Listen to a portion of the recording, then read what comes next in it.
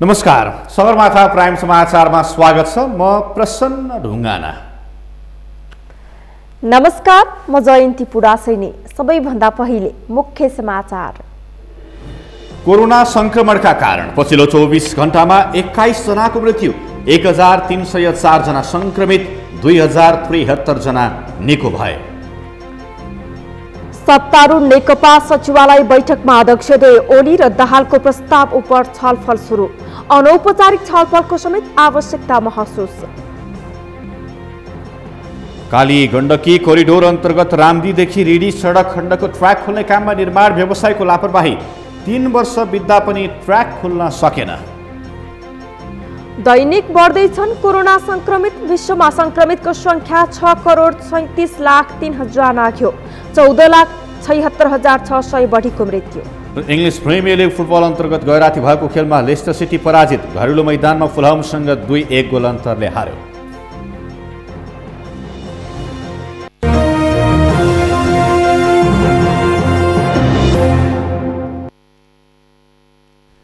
Sagarmatha prime समाचार अब विस्तारमा। नेपालमा पछिल्लो 24 घण्टामा थप 1304 जनामा कोरोना भाइरसको संक्रमण पुष्टि भएको छ। यही अवधिमा 2073 जना संक्रमण मुक्त भएका छन् भने थप 21 जनाको मृत्यु भएको छ। जयन्ती पुरासैनीको रिपोर्ट। पछिल्लो 24 घण्टामा 8583 जनाको पीसीआर परीक्षण हुँदा 1304 जना संक्रमित थपिएका छन्। मंगलबार थपिएका संक्रमित मध्ये काठमाडौँका 409, ललितपुरका 85 र भक्तपुरका 36 रहेका छन्। यस्तै कास्कीका 100, झापाका 68, मोरङका 61, सुनसरीका 52 र रूपन्देहीका 45 जनामा पनि संक्रमण पुष्टि भएको छ। पछिल्लो वृद्धिसँगै नेपालमा कोरोना संक्रमितको संख्या 2,34,756 पुगेको छ। स्वास्थ्य तथा जनसंख्या मन्त्रालयका अनुसार हालसम्म कोरोनाका सक्रिय संक्रमितको संख्या 16,633 रहेको छ। पछिल्लो 24 घण्टामा थप 2,073 जना कोरोना संक्रमण मुक्त भएका छन्। यो सँगै नेपालमा कोरोना संक्रमण भएर निको हुनेको संख्या हालसम्म 2,16,594 पुगेको छ।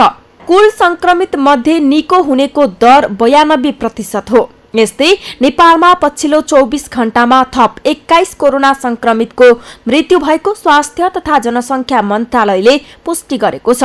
यो सँगै नेपालमा कोरोनाले ज्यान गुमाउनेको संख्या 1529 पुगेको छ। पीसीआर विधिबाट परीक्षण गरिएका सबै नमुना मध्ये 15% कोरोना भाइरस पाइएको छ भने संक्रमितमा मृत्यु दर 0.6% छ। कोरोना संक्रमणको हटस्पट बनेको काठमाडौँ उपत्यकाका 3 जिल्लामध्ये सबैभन्दा धेरै जोखिम काठमाडौँमा छ। दिनदिनै दोब्बर संख्यामा कोरोना संक्रमित थपिने र मृत्युदर पनि बढ्न थालेपछि महानगरमा कन्ट्र्याक्ट ट्रेसिङ बढेको छ। तर लकडाउन हटेर बजारमा चहल पहल बढ्दा र संक्रमित दरमा उस्तै हुँदा पनि कन्ट्र्याक्ट ट्रेसिङका आधारमा गरिने परीक्षण भने लगभग बन्द नै छ। पुष्कर खतिवडाको रिपोर्ट। काठमाडौँ उपत्यकामा संक्रमणको दर उच्च भएपछि साउन दोस्रो साताबाट काठमाडौँ महानगरपालिकामा समुदाय स्तरमै कोरोना परीक्षण थालियो। संक्रमण र मृत्युदर बढेपछि कन्ट्र्याक्ट ट्रेसिङलाई बढाउँदै काठमाडौँ महानगरपालिकाले ओडा ओडामा स्वाब संकलन टोली खटायो। तर लकडाउन र निषेधाज्ञा हटेर बजारमा चहलपहल बढ्दा र संक्रमितको संख्या करिब उही दरमा कायम रहँदा अहिले भने कन्ट्र्याक्ट ट्रेसिङ लगभग बन्द नै छ।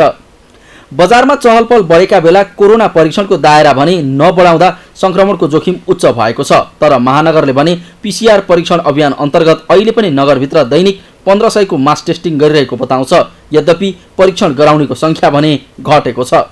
हामीले दैनिक रूपमा 400-500 देखि लिएर 1000 सम्म पनि हामी दैनिक रूपमै उनीहरूको निशुल्क परीक्षण गर्ने काम महानगरपालिकाकै खर्चमा गर्यौं र पछि गएर निशुल्क रूपमा नगर्ने भनिसकेपछि जुन विपन्न वर्ग, असहाय, वृद्धहरू जुन छ, अपाङ्गहरू, यिनीहरूको मात्रै गर्ने निशुल्क भनिसकेपछि हामी त्यो लेभलबाट मात्रै गयौं र हामीले मास लेभलको अब अहिले के छ भन्दाखेरि जुन मास लेभलको कलेक्सन गरेर हामी टेस्टिङमा जान्छौं, प्रयोगशालामा जान्छौं, रिजल्ट आउन समय लाग्यो। त्यहाँ पनि यता रिजल्ट धेरै कुर्नुभन्दा रिजल्ट प्राइभेट निजी क्षेत्रमा तुरुन्तै आउने भएकोले किनभने त्यो थोरै संख्या हुन्छ, बरु त्यतै गराएर बस्नु बेटर हुन्छ भनेर उनीहरू त्यो तर्फ लागिसकेपछि यो चाहिँ सङ्ख्या हामी कहाँ भन्दा पनि निजी क्षेत्रकोमा चाहिँ गएको बढी पाइन्छ। अहिले राजधानीका सडकहरू पहिले झैँ जाम हुन थालेका छन्। सडकमा सवारीको चाप बढेको छ। यस्तोमा स्वाभाविक रूपमा मानिसको चहलपहल बढेको छ। तर पछिल्ला दिनमा लक्षण देखिँदा पनि कोरोना परीक्षण गर्न जान छाडेका छन्। एकातिर बढ्दो चहलपहल र अर्कोतिर परीक्षण नै गर्न नजाने मानिसका कारण जोखिम भने झन बढेको विज्ञहरू बताउँछन्। हामी संक्रमणको जोखिमबाट मुक्त भएका छैनौँ। संक्रमणको जोखिम चाहिँ अहिले पनि अद्यावधि नै छ। यसरी बजार खुलिरहँदा मानिसको चहलपहल बढ्दा र सडकमा सवारीको चाप बढिरहँदा बिस्तारै सबैमा कोरोनाको त्रास कम हुँदै गएको देखिन्छ। आजकाल कतिपयले कोरोनाबाट बच्ने स्वास्थ्य सुरक्षा मापदण्डको पहिलो उपाय मास्कको प्रयोग पनि गर्न छाडेका छन्। यस्तोमा आम जनता लापरवाही रहन्जेल महानगरमा कोरोना नियन्त्रणमा नआउने महानगरका शहरी स्वास्थ्य निर्देशक हरिबहादुर कुँवर बताउँछन्। यो स्वयं अब व्यक्ति विशेष अथवा व्यवसाय होस्, चाहे परिवार होस्, चाहे जागिर होस्, जसरी पनि उसले आफैले सावधानपूर्वक अगाडि बढ्यो भने यो चाहिँ त्यहाँ कन्ट्रोल हुने अवस्था छ। अब होइन महानगरपालिकाले अरू व्यक्ति विशेष मुभमेन्ट सार्वजनिक रूपमा ओपन हुने महानगरपालिकाले मात्रै अथवा स्वास्थ्य विभाग मन्त्रालयले मात्रै यसलाई चाहिँ रोक्छु भनेर गर्न सक्ने अवस्था त देखिँदैन। अहिले देशभरका सक्रिय संक्रमित मध्ये करिब आधा काठमाडौँमा छन्। मङ्सिर 14 सम्मको तथ्याङ्क अनुसार काठमाडौँ महानगरपालिकामा मात्र 217 कोरोना संक्रमितको मृत्यु भएको छ। त्यसैगरी हालसम्म 7787 सक्रिय संक्रमित रहेको महानगरमा मङ्सिर 12 सम्म कुल संक्रमित संख्या 33380 पुगेको छ। सगरमाथा टेलिभिजनका लागि क्यामेरामा उत्सव पग्लेका साथमा पुष्कर खतिवडा, काठमाडौँ।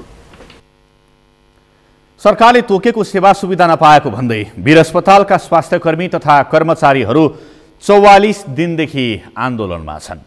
आन्दोलित स्वास्थ्यकर्मीहरूले आज पनि वीर अस्पताल परिसरमा धरना दिँदै चिकित्सा विज्ञान राष्ट्रिय प्रतिष्ठान न्याम्सका पदाधिकारीहरूको कार्यकक्षमा ताला लगाएका छन्। उनीहरूले न्याम्सका पदाधिकारीहरूलाई अस्पताल प्रवेश गर्न समेत दिएका छैनन्। कोभिड-19 का बिरामीको उपचारमा खटिने स्वास्थ्यकर्मीलाई सरकारले तोकेका सेवा सुविधा समेत नदिएकाले आफूहरू आन्दोलन गर्न बाध्य भएको वीर अस्पताल कर्मचारी आन्दोलन संयुक्त सङ्घर्ष समितिका प्रवक्ता ध्रुवराज आचार्यले बताउनुभयो। जो कर्मचारीहरू, जो स्वास्थ्यकर्मीहरू आज यत्रो ठुलो एकदम कोभिडको महामारीको अवस्था सिर्जना भएको छ, यत्रो कोभिडको महामारी देशमा चाहिँ यत्रो कोभिडमा को सङ्कटमा परिरहेको अवस्थामा त्यसमा काम गर्ने, कोभिडलाई नियन्त्रण गर्नको लागि अगाडि खट्ने र कोभिडका बिरामीहरूको उपचार गर्ने ती कर्मचारीहरू, ती स्वास्थ्य 400 शय्याको वीर अस्पतालमा अहिले 40 शय्यामा मात्रै बिरामी रहेको र 350 शय्या खाली अवस्थामा रहेको समेत बताउनुभयो। उहाँले वीर अस्पतालका सबै सेवा सुचारू गर्न पर्ने बताउनुभयो। वीर अस्पतालमा सरकारी र न्याम्सका गरी 2 थरीका कर्मचारी रहेको जानकारी दिँदै उहाँले सरकारी कर्मचारीले मात्रै सेवा सुविधा पाएको तर न्याम्स अन्तर्गतका कर्मचारीले सेवा सुविधा नपाएकाले सरकारले दुवैतर्फका कर्मचारीलाई सेवा सुविधा दिनपर्ने उहाँले बताउनुभयो। सरकारले चाहेमा आफ्ना मागहरू पूरा गर्न गाह्रो नभएको भन्दै उहाँले आगामी 19 गतेभित्र आफ्ना मागहरू पूरा नभए अस्पतालका सबै सेवा ठप्प पार्ने चेतावनी समेत दिनुभयो।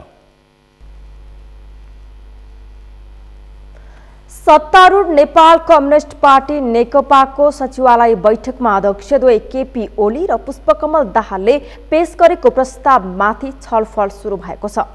प्रधानमन्त्री निवास बालुवाटारमा आज बसेको बैठकमा अध्यक्षद्वय ओली र दाहालले छुट्टा छुट्टै रूपमा राख्नु भएको प्रस्तावमाथि छलफल भएको हो। बैठकमा ओली र दाहालका साथै अरू नेताहरूले पनि प्रस्तावमाथि धारणा राखेको नेकपा प्रवक्ता नारायण काजी श्रेष्ठले जानकारी दिनुभयो। दुवै अध्यक्षले पेश गरेको प्रस्तावमाथि औपचारिक रूपमा छलफल सुरु भएको र अनौपचारिक रूपमा छलफल तथा संवाद अगाडि बढाउने बैठकले महसुस गरेको प्रवक्ता श्रेष्ठले बताउनुभयो। नेताहरूबीच औपचारिक तथा अनौपचारिक छलफल तथा अन्तर्क्रिया पनि हुने र बैठकमा हुने छलफलले नै निष्कर्ष निकाल्ने उहाँले बताउनुभयो। कार्यका साथसाथै अनौपचारिक छलफल अन्तर्क्रियाको क्रम पनि अगाडि बढाउनु उपयुक्त हुन्छ भन्ने बैठकले ठानेको छ। त्यस अन्तर्गत नेताहरूको बीचमा अनौपचारिक छलफल अन्तर्क्रिया र संवादका प्रक्रियाहरू पनि अगाडि बढाइनेछ र साथसाथै बैठकमा औपचारिक छलफलको प्रक्रिया पनि अगाडि बढाइनेछ, जस अनुसार औपचारिक बैठक भोलि 1 बजे फेरि बस्नेछ। सचिवालय बैठक बुधबार पनि बोलाइएको छ। प्रवक्ता श्रेष्ठले स्थायी कमिटीको बैठक निर्धारित समयमै हुने उल्लेख गर्नुभयो। नेकपाले मङ्सिर 18 गते स्थायी कमिटी र 25 गते केन्द्रीय कमिटीको बैठक बोलाएको छ। पार्टीभित्र विवाद भइरहेका बेला अध्यक्षद्वयले छुट्टै बैठक राखेपछि नेकपा विवाद झनै चुलिएको थियो।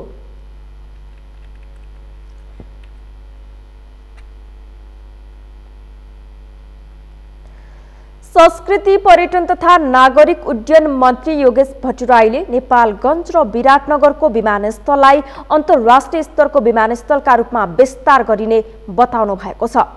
आज नेपालगञ्ज विमानस्थलको पार्किङ स्थल उद्घाटन गर्ने कार्यक्रममा मन्त्री भट्टराईले काठमाडौँ पछिको दोस्रो ठूलो विमानस्थल नेपालगञ्ज रहेको जानकारी गराउँदै यसको स्तरोन्नतिका लागि पनि मन्त्री परिषदबाट निर्णय भएको जानकारी गराउनुभयो। उहाँले नेपालगञ्ज विमानस्थलमा अहिले एटीआर 72 का 6 वटा र एयरबस 320 का विमान समेत अटाउने क्षमताको पार्किङ निर्माण भएको जानकारी गराउनुभयो।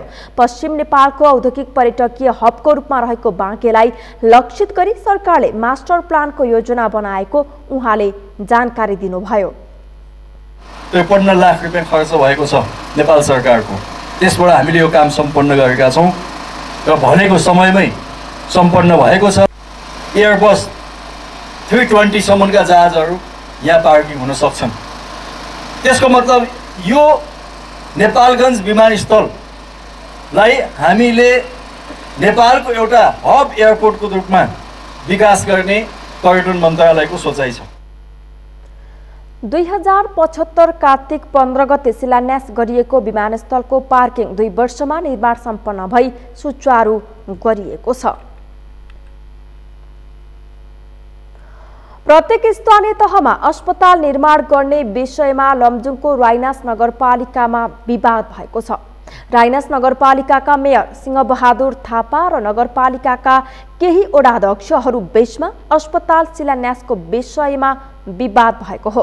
विवादका कारण राइनास नगरपालिकामा 2 स्थानमा अस्पताल शिलान्यास भएको छ। मेयर थापा र वडा नम्बर 4 का वडाध्यक्ष जयमान गुरुङले चक्रतीर्थ स्वास्थ्य चौकी 7 विषयमा अस्पताल निर्माण गर्न शिलान्यास गरे भने धमिली कुवामा वडा नम्बर 6 का वडाध्यक्ष रुखबहादुर तामाङ, वडा नम्बर 7 का वडाध्यक्ष माधव प्रसाद पराजुली र वडा नम्बर 8 का वडाध्यक्ष देवबहादुर थापाको उपस्थितिमा शिलान्यास भएको छ। चक्रतीर्थमा अस्पताल बनाउनु पर्छ भनेर धमिली कुवाको विरुद्धमा विधि विपरीत मेयर थापाले नै जनता भड्काउने काम गरेको वडाध्यक्षहरूले आरोप लगाएका छन्। यता मेयर सिंहबहादुरले भने कार्यपालिकाको बैठकको निर्णयले वडा नम्बर 4 मा शिलान्यास गर्ने निर्णय भएको बताउनु भएको छ। 2 स्थानमा अस्पताल शिलान्यास भएपछि एक ठाउँमा 5 शय्याको कोभिड अस्पताल र अर्को ठाउँमा नगरपालिका स्तरीय अस्पताल बनाउन सकिने मेयर थापाले बताउनु भएको छ। गण्डकी प्रदेशसभा सदस्य धनञ्जय दवाडीले दुवै ठाउँमा अस्पताल बनाउनु पर्छ भनेर विवाद गर्न खोजे कतै पनि नबन्ने अवस्था आउन सक्ने बताउनु भएको छ। जब उहाँहरू विवाद गर्नुहुन्छ, विवाद झगडा भएपछि कहिले विकास भएको छ र? कहीँ पनि विकास हुन्न। उहाँहरू मिल्नुपर्छ, उहाँहरूले समझदारी कायम गर्नुपर्छ। कसले जित्यो कसले हार्यो होइन नि, जुगाउँको लडाइँ लड्नु हुन्न नि। विकास भन्ने कुरा चाहिँ हिजो नगरपालिकाको सेन्टर बनाउने बेला लामोसँग गल्फती गर्नुभयो। आखिर के भयो? आखिर सेन्टर त बन्यो, भवन त बन्यो, उहाँहरूलाई के बिग्रेकै छैन। मूलत त्यहाँ 2-4 अब आफ्नो खालको रुचि त मान्छेको हुने कुरा स्वाभाविक हो, मान्छे हो हुन्छ। तर मूल हिसाबले चाहिँ सिङ्गो राइनास नगरपालिकाको सेन्टर कहाँनिर हुन्छ हेर्नु पर्यो। माथिल्लो भेगको दुधपोखरी गाउँपालिका मान्छेलाई सुविधा दिन सकिन्छ कि पारी गोर्खातिरको मान्छेलाई सुविधा दिन सकिन्छ? किन अस्पताल त सबैको हो, त्यहाँ पो बनायो यो त। उहाँले नगरपालिकाले जुन स्थान भनेको छ सोही ठाउँमा अस्पताल निर्माण हुने बताउनुभयो।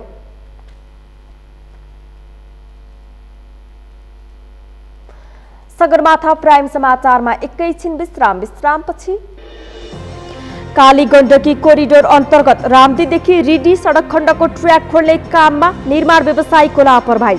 3 वर्ष बित्दा पनि ट्र्याक खुलेन। दैनिक बढ्दैछन् कोरोना संक्रमित। विश्वमा संक्रमितको संख्या 6,37,03,000 नाघ्यो। 14,76,600 बढीको मृत्यु। र इङ्ग्लिस प्रिमियर लिग फुटबल अन्तर्गत गैराती भएको खेलमा लेस्टर सिटी पराजित। घरेलु मैदानमा फुलहमसँग 2-1 गोल अन्तरले हार्यो।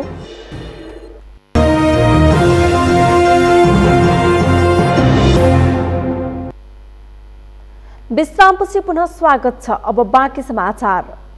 कालीगण्डकी कोरिडोर अन्तर्गत पाल्पाको रामदीदेखि रिडी सडक खण्डको ट्र्याक खोल्ने काममा आयोजना कार्यालय र निर्माण व्यवसायीले चरम लापरवाही गरेको देखिएको छ। कालीगण्डकी कोरिडोर गैडाकोट रामदी मालढुङ्गा आयोजना कार्यालय पाल्पा र निर्माण व्यवसायीको लापरवाहीले कोरिडोरको कामको प्रगति हुन सकेको छैन। पाल्पाबाट किरण कौशलको रिपोर्ट। राष्ट्रिय गौरवको आयोजना कालीगण्डकी करिडोरको काममा 3 वर्ष अघि नै ट्र्याक खुलाई सडकको स्तर उन्नति हुन पर्ने थियो, तर आयोजना कार्यालयले अहिलेसम्म ट्र्याक खुलाउन सकेको छैन। खोलिसकिएको ट्र्याक समेत पहिरोले पुरिएको छ। दर्पुक दैलातुङ क्षेत्रमा सन्तोषी पेसिफिक नेपाल प्रगति जेबीले 2073 साल फागुन 30 गते काम सक्ने गरी 7,50,00,000 रुपैयाँमा ठेका हात पारेको थियो। हिमढुङ्गा एन्ड ठोकर कन्स्ट्रक्सनले 2072 साल असारमा काम सक्ने गरी 85 लाखमा सम्झौता गरेको थियो। यस क्षेत्रमा शिखरडाँडा र मन्द्रान गरी 500 मिटर ट्र्याक नै खुलेको छैन। यस अवधिमा करिडोर कार्यालयमा 4 जना कार्यालय प्रमुख आइसके पनि काम लगाउने र समयमा सकाउने विषयमा चासो दिएका छैनन्। आयोजना कार्यालयसँगको साँठगाँठमा निर्माण व्यवसायीले सजिलो खण्डमा काम गरी बिल भुक्तानी लिने गरेका छन्। त्यस्तै गर्दै गर्दै अब अहिले चाहिँ करिब 6-7 वर्ष भइसक्यो टेन्डर भएको। यो अहिले चाहिँ पिच भइसक्ने, पिचको लागि चाहिँ सुरु हुने अथवा पिच हुने बेला भइसक्यो। यो चाहिँ पुरै धराशायी बनाएर छोड्यो। अब अफिसले पनि त्यति दबाब दिन सक्दैन जस्तो लाग्छ हामीलाई। हामीले बुझ्दाखेरि अफिसले अलिकति चाहिँ ठेकदारलाई दबाब दिने र काम गराउने गरेको हो भने यो पक्कै पनि सम्पन्न हुन्थ्यो। उत्तर चीनसँगको सीमा क्षेत्र कोरलादेखि दक्षिणमा गैँडाकोटसम्म जोड्ने कालीगण्डकी कोरिडोरको 500 मिटर ट्र्याक खोल्न अझै बाँकी छ। 435 किलोमिटर लम्बाइमध्ये गैँडाकोटदेखि रामदी 132 किलोमिटर एक्जिम ब्याङ्कको ऋण सहयोगमा निर्माण भइरहेको छ। रामदीदेखि मालढुङ्गासम्म 113 किलोमिटर मध्ये नेपाली सेनाले 36 किलोमिटर बनाइरहेको छ। आयोजना कार्यालय पाल्पाको जिम्मा रहेको बाँकी सडक निर्माणको प्रगति भने कमजोर देखिएको छ। धार्मिक स्थल रामदी रिडी जोड्ने पर्यटकीय स्थल रानीघाटलाई सुगम बनाउने, स्याङ्जा र गुल्मीको विकासमा मेरुदण्ड हुने कोरिडोरमा काम नहुनु दुर्भाग्य भएको बगनासकाली गाउँपालिकाका अध्यक्ष कृष्णप्रसाद बस्यालको भनाइ छ। रानीमहलसम्मको 2टा सेक्टर छ त्यहाँ हाम्रो। त्यो 2टा सेक्टर 2टा ठेकदारले ठेक्का लिएको अवस्था छ। त्यो 2070 सालमा नै सम्झौता भएको त हो, तर हाम्रो त्यहाँ ट्र्याक पनि नखोलिएको अवस्था छ। कहाँ भन्दाखेरि त्यो दोरपुकबाट दैलेतुङ अनि बिचको त्यो मन्द्रान भन्ने ठाउँ नजिकै अझैसम्म पनि 500 मिटर ट्र्याकै नखोलिएको अवस्था छ। त्यसले नगर्दा नखोलिरहँदाखेरि सबभन्दा समस्या भनेको जस्तै अब रामदीबाट त्यहाँ दैलेतुङ आउने बाटो सबभन्दा सर्कट हाइवेमा आउने, त्यहाँका बिरामीहरू लिएर आउने, त्यहाँका उत्पादन भएका तरकारीहरू, त्यहाँका कृषि पोषीका सामानहरू, साथसाथै हाम्रो जुन कालीगण्डकीमा हाम्रो आम्दानीको स्रोत भनेको बनस्काली कालीगण्डकीमा त्यो ढुङ्गागिरी बालुवा हो। त्यो कारणले गर्दा पनि त्यो ट्र्याक नखोल्दै गर्दा पनि हामीलाई ती सबभन्दा समस्या भयो। 1.5 वर्ष अघि तत्कालीन नेपाल सरकारका अर्थमन्त्री डाक्टर युवराज खतिवड़ाले रानी दरबार अवलोकनका क्रममा ठेक्का लिएर काम नगर्ने निर्माण व्यवसायीलाई कारबाहीको दायरामा ल्याउने बताए पनि न त कारबाही भएको छ न त सडकको ट्र्याक नै खुल्न सकेको छ। 2 वर्षदेखि निर्माण व्यवसायहरू काम गर्ने स्थानमा पुगेका समेत छैनन्। स्थानीय बासिन्दाका खेतीयोग्य जमिन, सिँचाइका कुलो र अन्य संरचना भत्काएर सडक खन्दा किसानको खेत बाँझो भएको छ। निर्माण व्यवसायले स्थानीयले श्रमिकले खाना खुवाएको पैसा समेत तिरेका छैनन्। सडक बन्ने भयो भन्ने खुसीले खेतीयोग्य जमिनमा डोजर चलाएका स्थानीय सबैभन्दा बढी मारमा परेका छन्। ती जनताहरू कैयौँ पटक चाहिँ अफिस धाए होलान्, ठेकदारसित अनुरोध गरे होलान्, के गरे होलान्, तर त्यो चाहिँ खेत बाँझा छन्। त्यहाँ त्यो ठाउँको मान्छे भुखमरीमै छन्। यतापट्टि यिनी ठाउँमा यो सबै खेतका प्लट, खेतको माजाबाट चाहिँ भत्ताभुङ्ग पारेर चाहिँ यो खेत खनेर चाहिँ सखाप पार्यो। न बाटो बन्यो न खेत रह्यो। कमसेकम 7-8 वर्ष यो ट्र्याक नखुल्ने भएपछि त यहाँको जनताले यो खेतको आम्दानी त खान्थे नि। निर्माण व्यवसायीले लापरवाही, आयोजना कार्यालयको व्यवस्था र स्थानीय जनप्रतिनिधिबाट दबाव नपुग्दा आयोजना कार्यालय रहेकै पाल्पा खण्डमा ट्र्याक खुल्न नसकेको हो। स्थानीय नागरिक मारमा पर्दा समेत जनप्रतिनिधिबाट दबाब दिने र भ्रष्टाचार अनियमितताको खोजी नगर्ने कार्य आफैमा जिम्मेवारी बोधको अभाव हो। यसतर्फ स्थानीय जनप्रतिनिधिले ध्यान दिन आवश्यक छ। सगरमाथा टेलिभिजनका लागि पाल्पाबाट किरण कौशलको रिपोर्ट। पूर्वी नवलपरासीको मध्यबिन्दु नगरपालिकामा बस र मोटरसाइकल ठोकिँदा एकजनाको मृत्यु भएको छ। आज बिहान मध्यबिन्दु नगरपालिका 9 बसन्तपुरको भित्री सडक खण्डमा ग1 क 2483 नम्बरको स्कुल बसले विपरीत दिशाबाट आउँदै गरेको लु 20 प 2437 नम्बरको मोटरसाइकललाई ठक्कर दिँदा 3 जना गम्भीर घाइते भएका थिए। घाइते मध्ये मध्यबिन्दु नगरपालिका 13 निवासी 35 वर्षीय सन्त बहादुर कुमालको निधन भएको प्रहरीले जनाएको छ। उनको उपचारको क्रममा भरतपुरमा निधन भएको जिल्ला प्रहरी कार्यालय नवलपुरका प्रहरी निरीक्षक मधु सिंहले जानकारी दिनुभएको छ। ठक्कर दिने बस प्रहरी चौकी चोरमाराको नियन्त्रणमा रहे पनि चालक भने फरार रहेको प्रहरीले जनाएको छ।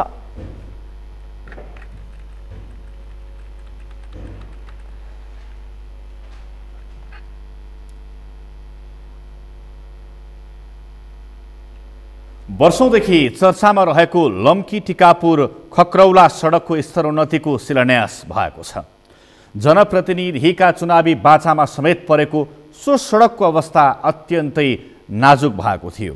वर्षामा हिलाम्य र हिउँदमा धुलाम्य हुने सो सडक स्तरोन्नतिमा कसैको ध्यान नपुग्दा स्थानीयले सडकमै रोपाई गरेर समेत जनप्रतिनिधिको ध्यानाकर्षण गराएका थिए। अहिले सडक स्तरोन्नतिका लागि शिलान्यास भएपछि स्थानीयमा कालोपत्रे सडकमा यात्रा गर्ने आशा पलाएको छ। कैलालीबाट दिनेश विष्टको रिपोर्ट। शनिबार लम्की टिकापुर खत्रौला सडकको स्तरोन्नतिको कामको शिलान्यास भएको छ। वर्षौंदेखि सडक स्तरोन्नति गर्ने कुरा नारामै सीमित हुँदा नागरिकमा निराशा छाएको थियो। तर ढिलै भए पनि स्तरोन्नतिको शिलान्यास हुँदा नागरिकमा आशा पलाएको छ। शनिबार संघीय सरकारका उद्योग वाणिज्य तथा आपूर्ति मन्त्री लेखराज भट्ट र भौतिक पूर्वाधार तथा यातायात मन्त्री वसन्त कुमार नेम्बाङले संयुक्त रूपमा सडकको शिलान्यास गरेका छन्।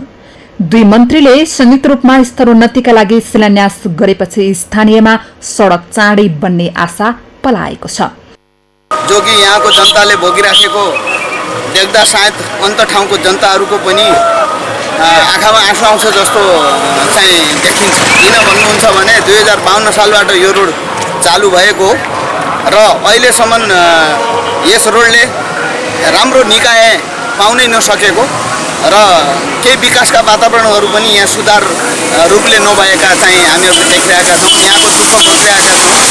कति धेरै वर्ष 20-25 वर्षदेखि त धुलो माटोले यो ठाउँको जनताहरूले यस्तो धुलो पिठो खानु पर्यो कि अब भन्नै छैन। भारत सरकारको सहयोगमा लम्की टिकापुर खत्रौला सडक खण्ड निर्माण भई 2073 माघ 4 गते उद्घाटन भइसकेको थियो।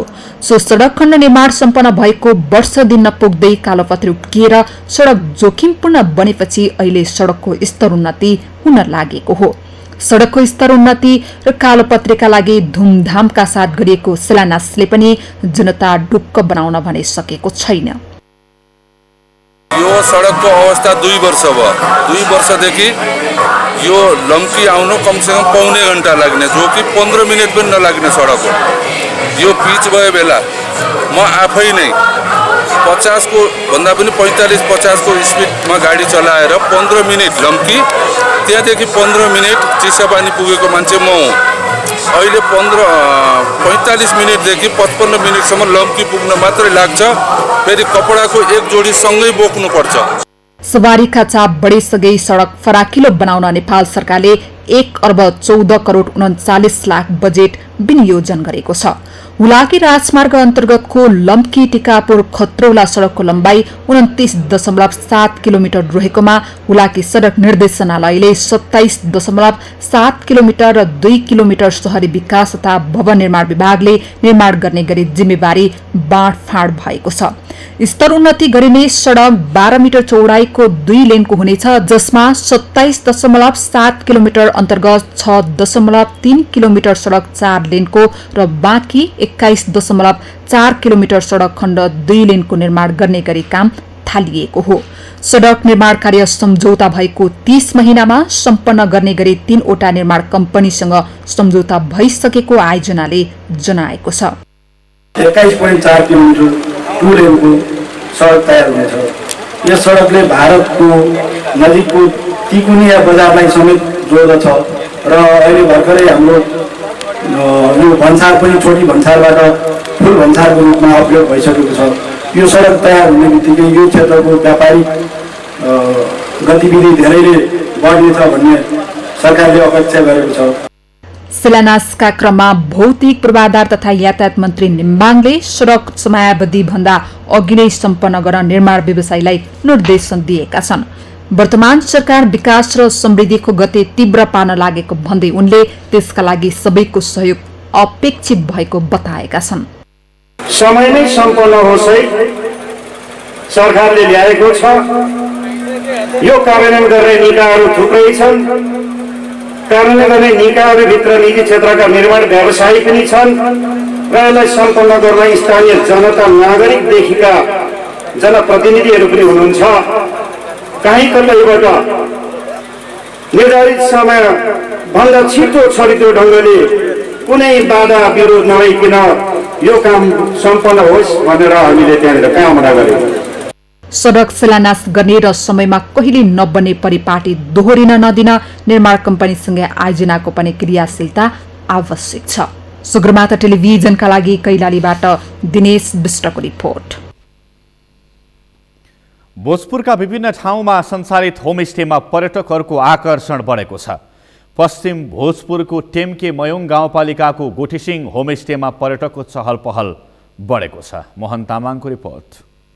भोजपुरको पश्चिमी क्षेत्रमा रहेको टेम्के मयोङ गाउँपालिका पर्यटकीय क्षेत्रको रूपमा परिचित छ।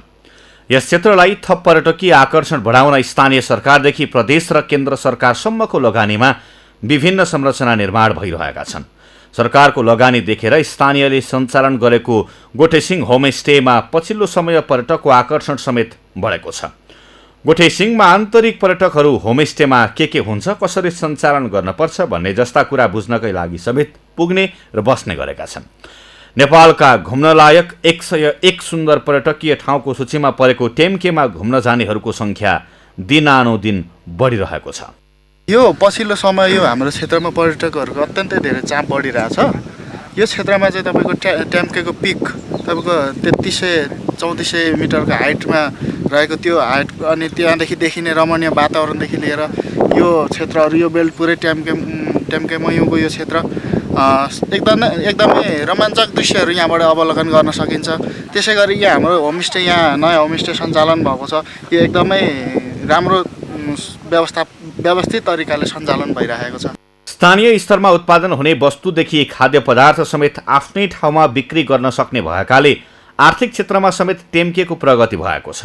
टेम्के मयोङलाई अझै थप पर्यटकीय आकर्षण बढाउनका निम्ति गाउँपालिका तयार रहेको स्थानीय जनप्रतिनिधिको भनाइ छ।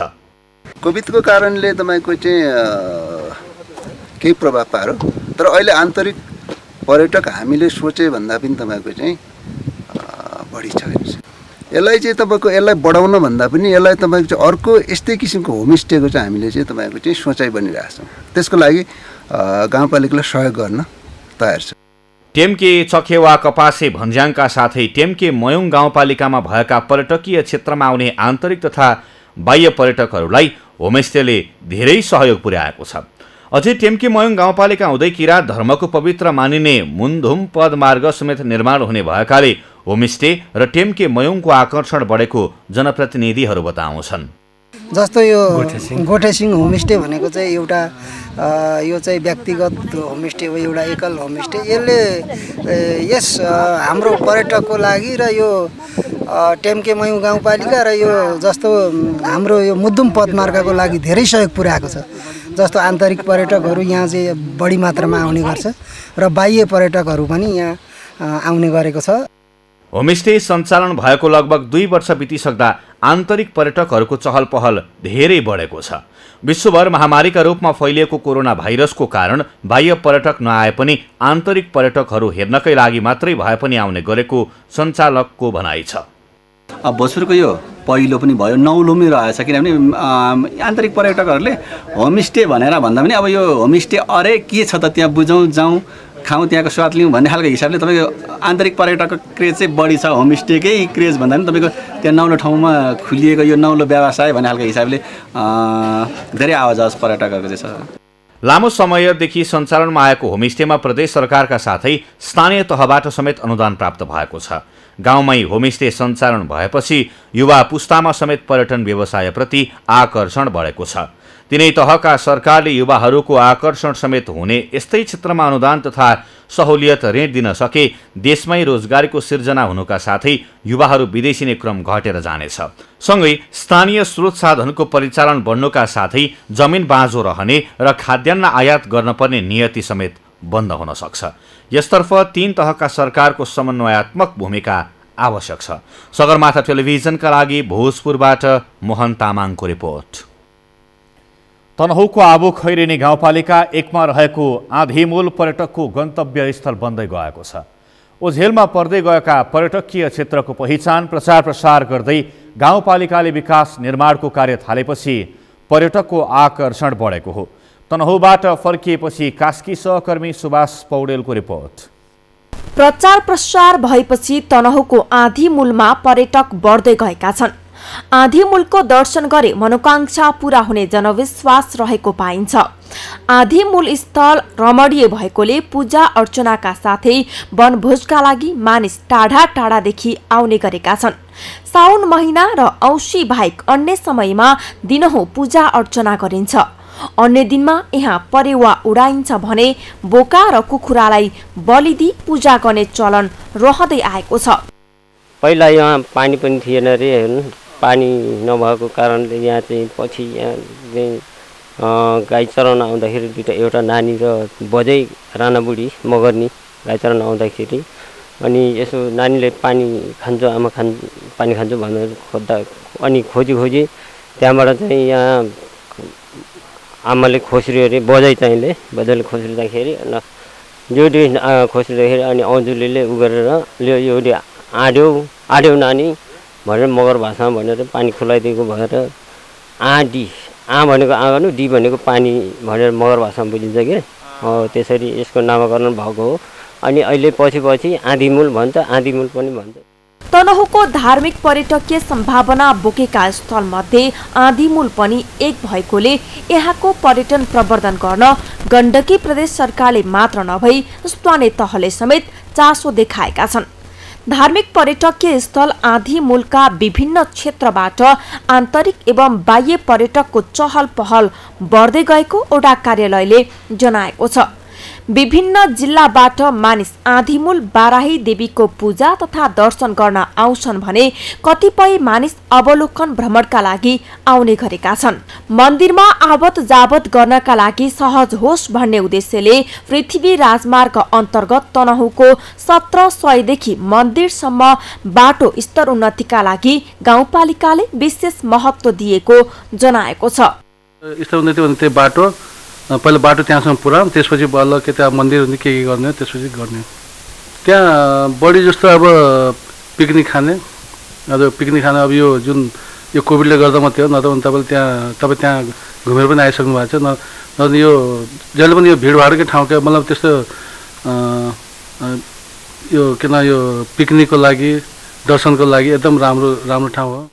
गण्डकी प्रदेश सरकारको सहयोगमा पृथ्वी राजमार्गको 1700 बजारदेखि 2.5 किलोमिटर बाटो फराकिलो गर्ने, 2 स्थानमा ग्याबिन भर्ने, कच्ची नाला बनाउने लगायतका कार्य सम्पन्न भइसकेको छ। उक्त क्षेत्रमा सवारी साधन सहज रूपमा पुग्ने व्यवस्था मिलाइएको छ। करिब आधा घण्टा पैदल मार्ग हुँदै पुग्न सकिने उक्त ठाउँमा सवारी साधन मार्फत 15 मिनेटमा पुग्न सकिन्छ। यसमा चाहिँ यो आँधीबेरी यो हावापानी आउँछ नि बर्खाको टाइममा, त्यतिखेर चाहिँ त्यो हावाहुरी चाहिँ नहोस्, खेतीबालीहरू राम्रो होस्, असिना पानी नहोस् रोकोस् भनेर चाहिँ प्राय मान्छेहरूले भकल गरेर जाँदाखेरि ती मान्छेहरूलाई अब विश्वास भइसक्यो कि यहाँ पूजा गरेर गएपछि भाकल पूजा गरिदिएपछि हो सत्य रहेछ भने कतिपयले चाहिँ यहाँ चाहिँ पूजा गरेर गएपछि भाकल पूजा गरेर गएपछि साँच्चै नै आँधी बेहरी रोकिएछ कि तर पनि यहाँको स्थानीय नै जागरुक नभएको कारणले होला यहाँ चाहिँ सोचेको जस्तो यति सुन्दर ठाउँमा पनि बजेट नआउनुको कारण चाहिँ स्थानीयको नै निष्क्रियता होला जस्तो लाग्छ। त्यही कारणले नै हामी वैदेशिक रोजगारमा गएर आएर हामी यही ठाउँमा गोठाला भएर हुर्केका हौँ। यही ठाउँलाई पहल गर्नुपर्छ भनेर हामी चाहिँ विदेशमा केही कमाएको चाहिँ यहीँ नै यही ठाउँमा नै आफ्नो चुलो चौकोसो पनि चलोस्, यो ठाउँको पनि विकास होस् भनेर हामीले यहाँदेखि यो आदिमूल मन्दिरमा रोड ल्याउने काम, यो होटल थाप्ने काम, यो सबै अलिअलि खाजा पानी हुन्छ। हाम्रो पनि चोला चौकोसो गर्छ नि हामीले चाहिँ यहाँ सुरुवात गरेछौँ केही युवाहरू मिलेर र क्लबहरू सङ्गठित गर्दैछौँ। हरेक क्लबलाई अलिकति सुसज्जित गर्ने कोसिस गर्दैछौँ। प्यागोडा शैलीको कलात्मक मन्दिर, पार्क, 3वटा पोखरी र माछाको आकृतिका 22वटा धारा लगायतका संरचना रहेका छन्। पोखरीमा माछा समेत संरक्षण गरेर राखिएको छ। मानिसको भिड बढेसँगै यस ठाउँलाई व्यवस्थित गर्न स्थानीय जुटेका छन्। पर्यटकीय दृष्टिकोणले ठूलो सम्भावना बोकेको यस आदिबुल मन्दिर प्रचार प्रसारको अभावले ओझेलमा परेको देखिएको छ। यहाँको स्थानीय सरकारले प्रचार प्रसारमा लागि पर्ने हो र यहाँका स्थानीय युवाहरूलाई साथमा लिएर हिँड्यो भने पक्कै पनि यस मन्दिरले कोल्टे फेर्ने सम्भावना देखिएको छ। बेलैमा सबैको ध्यान जाओस्, हामी पनि यही कामना गर्दछौँ। क्यामेरामा शिखर कार्कीका साथ सुभाष पौडेल, आदिबुल मन्दिर, तनहुँ। सगरमाथा प्राइम समाचारमा पालो भएको छ विश्रामको। विश्रामपछि दैनिक बढ्दैछन् कोरोना संक्रमित। विश्वमा संक्रमितको संख्या 6,37,03,000 नाग्यो। 14,76,600 बढेको मृत्यु। र इङ्ग्लिस प्रिमियर लिग फुटबल अन्तर्गत गैराती भएको खेलमा लेस्टर सिटी पराजित। घरेलु मैदानमा फुलहमसँग 2-1 गोल अन्तरले हार्यो।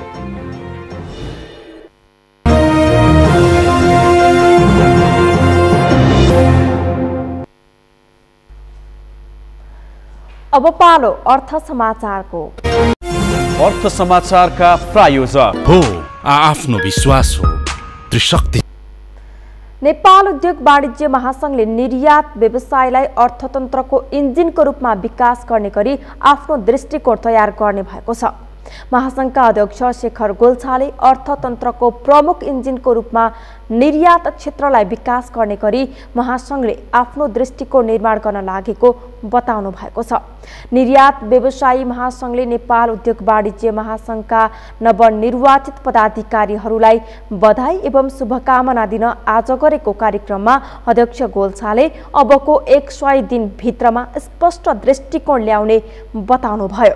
अहिले अर्थतन्त्रको इन्जिनको रूपमा रेमिट्यान्स मात्र रहेको र कुनै पनि बेला रेमिट्यान्समा कमी आउँदा देशको अर्थतन्त्र नै भत्किने सम्भावना भएकाले अर्को इन्जिनको रूपमा निर्यात क्षेत्रलाई प्रोत्साहन गरिने बताउनुभयो।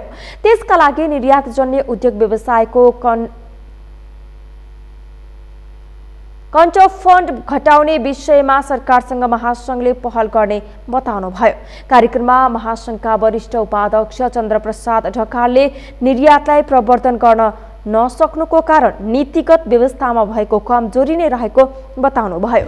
अहिले भन्दा 30 वर्ष पहिला नेपालको निर्यातको अवस्था आयातको तुलनामा धेरै नै राम्रो भएकोमा अहिले क्रमशः घट्दै गएकाले पनि समस्या देखिएको बताउनुभयो। त्यसैले महासंघले निर्यात प्रवर्धनका लागि नीतिगत सुधार गर्न सरकारसँग माग राख्ने बताउनुभयो।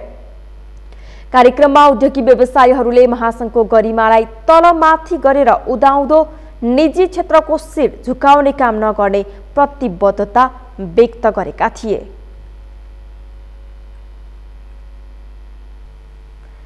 यो सँगै हामी सगरमाथा प्राइम समाचारको अन्त्यमा छौं। अन्त्यमा मुख्य समाचार फेरि एकपटक।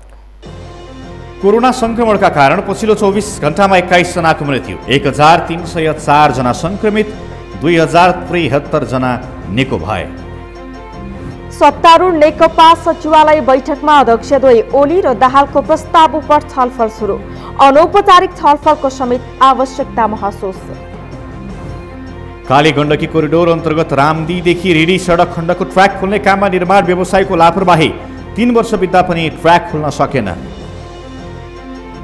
दैनिक बढ्दैछन् कोरोना संक्रमित। विश्वमा संक्रमितको संख्या 6,37,03,000 नाघ्यो। 14,76,600 बढीको मृत्यु।